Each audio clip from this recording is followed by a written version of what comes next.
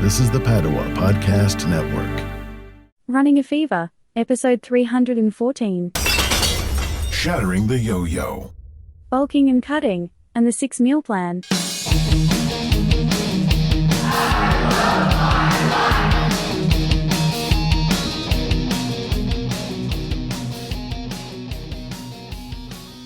Previously on Running a Fever. I think that's pretty good. He says that you could put on 25 to maybe even a high end of 30 pounds of muscle in 1 year. Percent body fat you can cut down to 10, and then you can bulk up to 15. Bulking, you're trying to gain weight, both muscle and fat at the same time. And during this whole process, both ways, you're trying to improve your body composition. And caffeine is another thing, like carbohydrates, that can help workout performance just by making you feel better and be able to do more. It's a drug, no doubt about it, but I think it is not quite as harmful as we've been led to believe, especially if, like I am now, I'm in a normal range for blood pressure and obviously exercising quite a bit. But I've been tracking some different things. No longer track heart rate, and I'm starting to put in percent body fat and probably weight of muscle mass gained. And I may put BMI in there as well. So I had a pretty normal day up until that point, which means I was kind of low on calories. I had waffles and then yogurt for a snack and then chili for lunch, and didn't really have an afternoon snack because I left work early and I knew I was going to this class at 6 o'clock, so I tried to eat at about 4:30. And I had steak and fries. So I had the smoothie that I've talked about before, a cup of spinach, a banana, and then 2 different types of berries, making up basically a cup, maybe a cup, 1 to 2 cups of frozen fruit. Whole fruit is where you get a lot of your fiber. I don't know if you get a lot of it, but you get it from there. But let's see, on a day when I have a workout in the afternoon, normally would have a pre-workout shake, post-workout shake, and they would be different, of course, different flavors and all that, like I told you.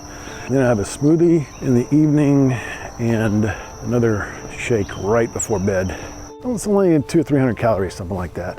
I usually actually drink about a whole thing of, the recipe that I put in can actually serve 2 people. 2 servings about what I have, so it may be even more than that, but I just counting up the calories in my head, I think it's about 300 calories. So when I got home, I'm still at like 1,400 calories for the day.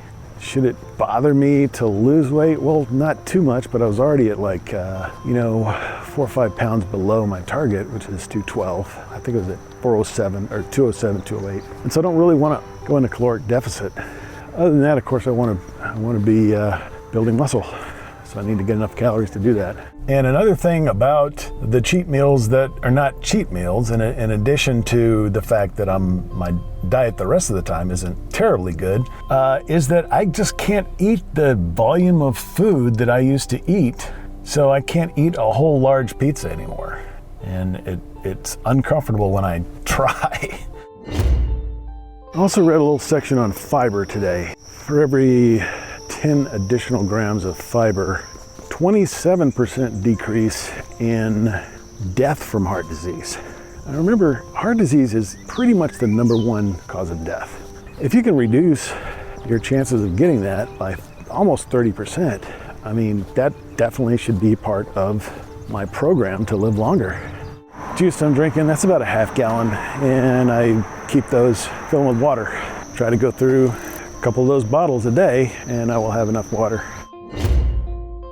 I think the ultimate goal, if we were to just achieve perfection, is for each of us to be an expert in our own health, because it all varies. There's no one-size-fits-all solution. There's no t-shirt size for health. Everybody has different, we're all unique, physically, mentally, emotionally. We're just unique people, so we have to find a way, find a journey, find a path for ourselves. And so that would be the goal.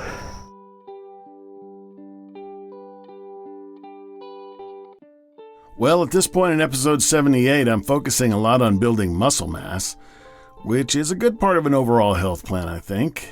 It can be overdone, as my cardiologist has repeatedly told me. It's a slow process, and I think the keys are get enough protein and overall calories, and just work out every single day, or most days, for a long time.